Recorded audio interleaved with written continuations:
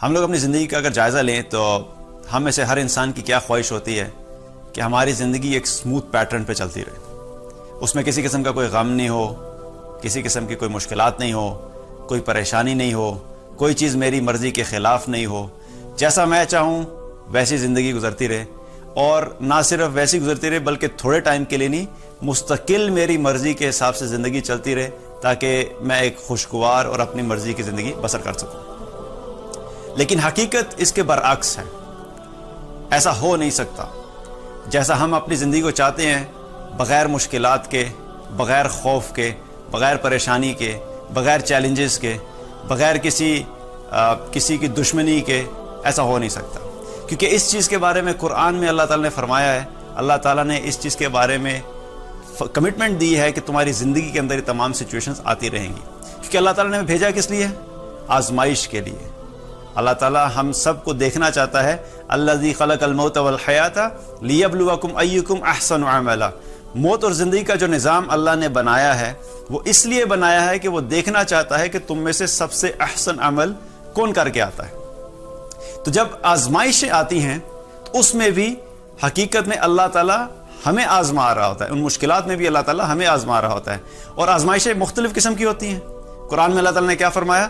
وَلَنَبْلُوَنَّكُمْ بِشَيْءٍ مِّنَ الْخَوْفِ وَالْجُوعِ وَنَقْصٍ مِّنَ الْأَمْوَالِ وَالْأَنفُسِ وَالثَّمَرَاتِ وَبَشِّرِ الصَّابِرِينَ، کہ لازمی طور پر تم لوگ آزمائے جاؤ گے۔ کس چیز سے؟ وَلَنَبْلُوَنَّكُمْ بِشَيْءٍ مِّنَ الْخَوْفِ، کبھی خوف سے، وَالْجُوعِ کبھی فاقے سے، وَنَقْصٍ مِّنَ الْأَمْوَالِ کبھی مال کے نقصان سے، وَالْأَنفُسِ کبھی جانوں کے نقصان سے، والثمرات کبھی پھلوں کے نقصان سے، وَبَشِّرِ الصَّابِرِينَ، اور ساتھ ساتھ اللہ تعالیٰ نے کیا فرمایا کہ ان تمام آزمائشوں سے جو بھی گزرے گا اور جس نے صبر کیا ہوگا اس کو میری طرف سے خوشخبری سنا دو۔ خوشخبری کس کے لیے؟ صبر کرنے والوں کے لیے۔ آزمائشیں آئیں گی، ابھی آزمائشیں ہر انسان کی زندگی میں ایک ہی وقت میں ایک ساتھ بھی ہو سکتی ہیں، اور کبھی کبھی کوئی کسی ایک وقت میں ایک ہے، کبھی دوسرے وقت میں دوسری آزمائش ہے۔ اسی طریقے سے جگہ چینج ہونے کے اعتبار سے بھی آزمائشیں مختلف ہو سکتی ہیں۔ ایک خاندان والے کی آزمائشیں جو ہیں وہ مختلف ہیں، دوسرے فیملی کے پاس آپ چلے جائیں تو اس کی آزمائشیں مختلف ہیں، اس کی پرابلم مختلف ہیں۔ اسی طریقے سے ایک ملک کا آپ ایگزامپل لے لیں، کسی ایک کنٹری کے اندر اگر آپ جائیں گے تو آپ کو لگے گا کہ یہاں کے پرابلمز اور یہاں کے مسائل مختلف ہیں۔ کسی دوسرے ملک میں جائیں گے آپ کو وہ مسائل نہیں نظر آئیں گے لیکن اس ملک کے اندر کوئی اور مشکلات ہوں گی۔ تو یہ چیز یاد رکھیے کہ پوری دنیا میں کوئی بھی ایسا انسان نہیں ہوگا جو اپنی مرضی کے مطابق زندگی بسر کر رہا ہو اور وہ یہ چاہے کہ میری زندگی میں کسی قسم کی کوئی مشکل نہیں ہوگی۔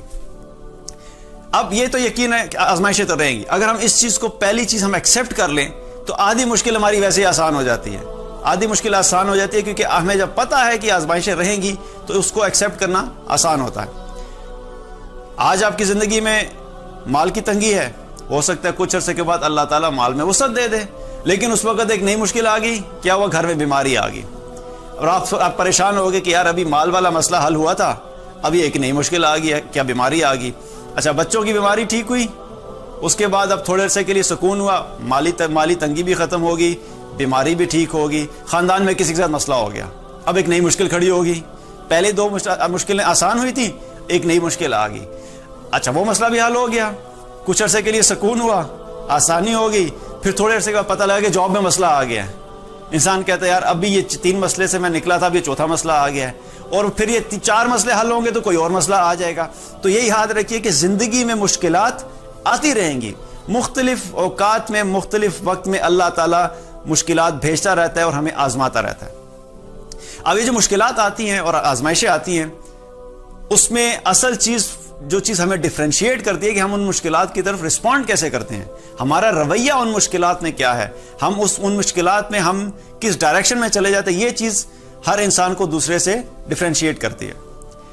ایک وہ لوگ ہوتے ہیں جو اللہ والے ہیں، نیک ہیں، صالحین ہیں، ان کی زندگی میں مشکلات آتی ہیں۔ ان کی زندگیوں میں جب مشکلات آتی ہیں اور آزمائشیں آتی ہیں تو وہ حقیقت میں ان کے درجات کو بلند کرنے کے لیے آتی ہیں۔ ان کے درجات کو اللہ تعالیٰ بلند کرنا چاہتا ہے اور ان کو آزمانا چاہتا ہے، ان کے درجات بلند ہوتے ہیں اور ان کا قرب اللہ سے اور زیادہ بڑھ جاتا ہے، وہ مشکلات ان کو اللہ سے اور قریب کر دیتی ہیں۔ اور دوسرے لوگ وہ ہوتے ہیں کہ جن کی زندگی میں مشکلات آتی ہیں، جو نافرمان ہیں اللہ کے، جو اللہ کے نافرمان ہیں، ان کو اللہ تعالیٰ مشکلات میں کیوں ڈالتا ہے؟ ان کو اللہ تعالیٰ مشکلات میں اس لیے ڈالتا ہے کہ اللہ تعالیٰ ان کو وارننگ دینا چاہتا ہے، وَلَا نُذِيقَنَّهُم مِّنَ الْعَذَابِ الْأَدْنَىٰ دُونَ الْعَذَابِ الْأَكْبَرِ لَعَلَّهُمْ يَرْجِعُونَ، ہم ان کو بڑے عذاب سے پہلے چھوٹے چھوٹے عذابوں کا مزہ چکھاتے رہیں گے، کس لیے؟ لَعَلَّهُمْ يَرْجِعُونَ، کہ شاید کہ یہ لوگ پلٹ آئیں۔ اللہ تعالیٰ جب مشکلات بھیجتا ہے نافرمانوں کے اوپر بھی، تو وہ مشکلات اس لیے نہیں بھیجتا کہ اللہ کو ان نافرمانوں سے کوئی نفرت ہے یا ان نافرمانوں کو بھی اللہ تعالیٰ ناکام ہونے دینا چاہتا ہے، بلکہ اس میں بھی اللہ کی خیر ہوتی ہے، اس میں بھی اللہ کی طرف سے بھلائی ہوتی ہے ان نافرمانوں کے لیے، کہ شاید کیونکہ ان کے پاس دنیا میں تمام آسائشیں ہیں جس کی وجہ سے یہ اللہ کو بھولے بیٹھے ہوئے ہیں، ہو سکتا ہے کہ کوئی انہیں چھوٹی سی مشکل دوں تاکہ ان میں مشکل میں آنے کی وجہ سے ان کو رب یاد آ جائے۔ وہ مشکلات بھی اللہ تعالیٰ اس لیے بھیجتا ہے نافرمانوں کی زندگی میں تاکہ اس کے ذریعے سے بھی وہ واپس پلٹیں، ان کے لیے وارننگ ہوتی ہے۔ اگر وہ واپس پلٹ جاتے ہیں تو وہ مشکلات ان کے لیے خیر کا باعث بنتی ہیں، لیکن اس کے باوجود اگر وہ اپنی زندگی میں اسی طرح چلتے رہیں گے، اللہ کی نافرمانی کرتے رہیں گے، تو پھر ان کی اپنی ناکامی اور ان کی اپنی بربادی ہے۔ تو یہ یاد رکھیے کہ مشکلات زندگی میں آتے رہتے ہیں۔ ہمیں اپنے آپ کا اپنا جائزہ کیا لینا ہے کہ ہم لوگ کس کیٹیگری میں ہوتے ہیں۔ کیا جب ہمارے اوپر مشکلات آئیں تو کیا ہم نے اللہ سے رجوع کیا؟ ہم پہ جب آزمائشیں آئیں تو کیا ہم نے اللہ کے اور قریب ہوئے؟ جب ہمارے اوپر آزمائشیں آئیں تو کیا ہم نے اللہ کو پکارنا شروع کیا؟ کیا ہماری زندگی میں کوئی تبدیلی آئی؟ اگر کچھ بھی تبدیل نہیں ہوا اور مشکلات آ رہی ہیں اور ہم صرف روئے دھوئے چلے جا رہے ہیں، تو اس سے جان لیجئے کہ ہمیں اللہ کا قرب حاصل نہیں ہوگا، بلکہ ہم اللہ سے اور دور ہو جائیں گے۔ اس لیے مشکلات دونوں طرح کے لوگوں پہ آتی ہیں۔ اب ایک چیز یہ ہے کہ مشکلات اگر آ جاتی ہیں تو پھر ہم کیا کریں؟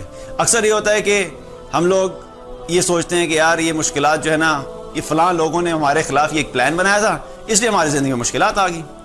تو جو پلان ہے یہ بھی یاد رکھیے کہ آپ زندگی میں جہاں پر بھی رہیں گے، آپ چاہے اسکول میں ہیں، آپ کالج میں جائیں گے، پھر آپ یونیورسٹی میں چلے جائیں گے، پھر ہو سکتا ہے کہ آپ جابس کریں گے یا بزنس کریں گے، یا زندگی میں ایون فیملیز آپ کی بڑی ہوں گی، آپ کی فیملی ریلیشن شپ بڑے ہوں گے، آپ کا سوشل سرکل بڑا ہوگا۔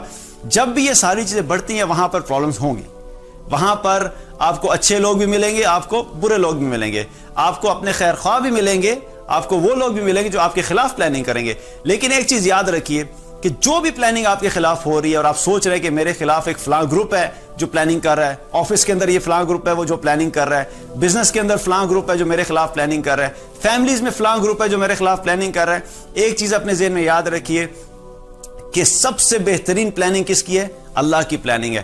چاہے ساری دنیا کے لوگ مل کر بھی ہمارے خلاف ایک پلان کھڑا کریں اور وہ اپنی پوری اسٹریٹجی کو بنا لیں، اپنی پوری طاقتوں کو اکٹھا کر لیں، اپنے پورے پلانز کو اکٹھا کر لیں، اپنے پورے ریسورسز کو اکٹھا کر لیں، اور وہ سارے مل کر آپ کو زندگی میں نیچا کرنا چاہیں، آپ کو زندگی میں نقصان پہنچانا چاہیں، لیکن یاد رکھیے کہ ان کا ایک پلان ہے اور ایک اللہ کا پلان ہے، وہ بھی پلان کریں گے اور ایک اللہ کا پلان ہوتا ہے۔ ہمارا کیا ایمان ہے؟ اللہ تعالیٰ نے قرآن میں کیا فرمایا؟ وَمَكَرُوا وَمَكَرَ اللَّهُ وَاللَّهُ خَيْرُ الْمَاكِرِينَ۔ ایک وہ پلاننگ کرتے ہیں اور ایک اللہ پلاننگ کرتا ہے، اور جان لو کہ اللہ کی پلاننگ سب سے بہترین ہوتا ہے، اللہ سب سے بہترین پلانر ہے۔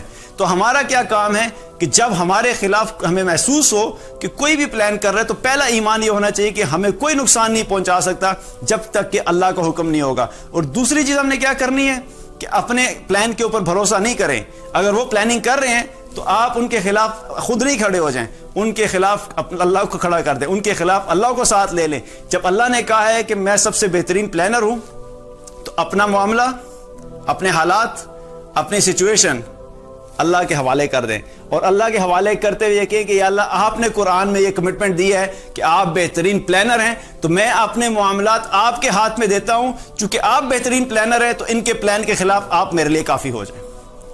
That's the way we should be responding to the situation۔ لیکن ہم جب چونکہ خود ہی اپنے پلانز بنانا شروع کر دیتے ہیں، ہم خود بھی کمزور، ہمارے حالات بھی، ہمارے ریسورسز بھی کمزور، ہماری عقل بھی کمزور، تو جب ہمارا پلان کام نہیں ہوتا تو ہم پریشان ہو جاتے ہیں، ہم مزید ڈپریشن میں چلے جاتے ہیں کہ یار میں نے تو بڑی اچھی پلاننگ کی تھی لیکن لگتا ہے ان لوگوں نے زیادہ اچھی پلاننگ کی تھی۔ فرق کیا تھا کہ ہم نے ان کی پلاننگ کے اگینسٹ اپنی پلاننگ کو لے کے گئے، لیکن اگر کامیاب ہونا چاہتے ہو تو ان کی پلاننگ کے اگینسٹ کسی اور طاقتور پلانر کو لے کے آؤ، اور اللہ بہترین پلانر اور سب سے طاقتور پلانر ہے۔ اپنے پلانز کو اللہ کے حوالے کر دو اور اللہ پہ توکل کرو اور اللہ پہ بھروسہ کر کے چلتے جاؤ۔ اب جب مشکلات آئیں گی مشکلات، اس کے علاوہ اور ہمیں کیا کرنا چاہیے؟ جب تک سچویشن بہتر نہیں ہوتی، صبر۔ صبر کرنا ہے ہم نے، کیونکہ صبر کرنے کے بارے میں اللہ تعالیٰ نے کیا فرمایا؟ یہاں پر بھی جو قرآن کی جو آیات پڑھی ہیں ان کے اندر بھی اللہ تعالیٰ نے کیا فرمایا؟ وبشر الصابرین۔ ان سچویشن کے اندر جو لوگ آزمائش میں ڈالے جاتے ہیں، آزمائش میں آنے کے بعد انہوں نے رونا دھونا شروع کر دیا، اللہ سے دور ہو گئے، نماز چھوڑ دی، اللہ میرے ساتھ ہی ایسا کرتا ہے، میری زندگی کے اندر مسائل ہیں، میرے ساتھ ہی ایسا کیوں ہوتا ہے، میرے تو سارے جاننے والے اتنی اچھی سیلریز لے رہے ہیں، میرے سارے جاننے والے اتنے اچھے گھر میں رہ رہے ہیں، میرے سارے جاننے والوں کے بچے اتنے اچھے سکولز اور کالجز میں جا رہے ہیں، میرے فلاں جاننے والے کے بچے تو باہر پڑھ رہے ہیں، میرے ساتھ یہ ساری زیادتی کیوں ہوتی ہے؟ جب انسان اس مائنڈ سیٹ کے ساتھ ہوتا ہے، جب انسان یہ سوچنا شروع کر دیتا ہے، تو یہ سوچ انسان کو اللہ سے اور دور لے جاتی ہے، اور جب وہ اللہ سے اور دور چلا جاتا ہے تو دنیا تو پہلے ہی ہاتھ سے چلی گئی، حالات تو تبدیل نہیں ہوئے نا، اس طرح رونے دھونے سے شکوہ کرنے سے حالات میں کوئی تبدیلی نہیں آئے گی، تو دنیا تو پہلے ہی ہاتھ سے چلی گی۔ لیکن اس سچویشن کی وجہ سے اگر ہم اللہ کے قریب ہو سکتے تھے تو ہم نے اپنی آخرت بھی اپنے ہاتھ سے برباد کر دی۔ تو کیا کرنا ہے؟ اللہ کے ساتھ شکوہ شکایت نہیں کرنی، اللہ پہ ہم نے صبر کرنا ہے اور اس پہ بھروسہ رکھنا ہے کہ اللہ نے اچھا کیا ہے۔ اسی لیے اللہ تعالیٰ نے یہاں پر بشارت کن لوگوں کے لیے دی ہے؟ صبر کرنے والوں کے لیے، رونے دھونے والوں کے لیے نہیں، اللہ سے شکوہ کرنے والوں کے نہیں۔ جو صبر کریں گے اللہ تعالیٰ کہتا ہے کہ ان کو میری طرف سے خوشخبری دے دو۔ اور صبر کرنے والوں کے بارے میں قرآن میں اللہ تعالیٰ نے کیا فرمایا؟ بہت ساری جگہ پہ ہر عمل کا ایک اجر ہے، فلاں کو ہم عظیم اجر دیں گے، فلاں کو ہم بہترین اجر دیں گے، مختلف آیات آتی ہیں۔ لیکن جب صبر والوں کی بات آئی، جب صابرین کا تذکرہ آیا تو قرآن میں تو اللہ تعالیٰ نے کیا فرمایا؟ انما یوفی الصابرون اجرہم بغیر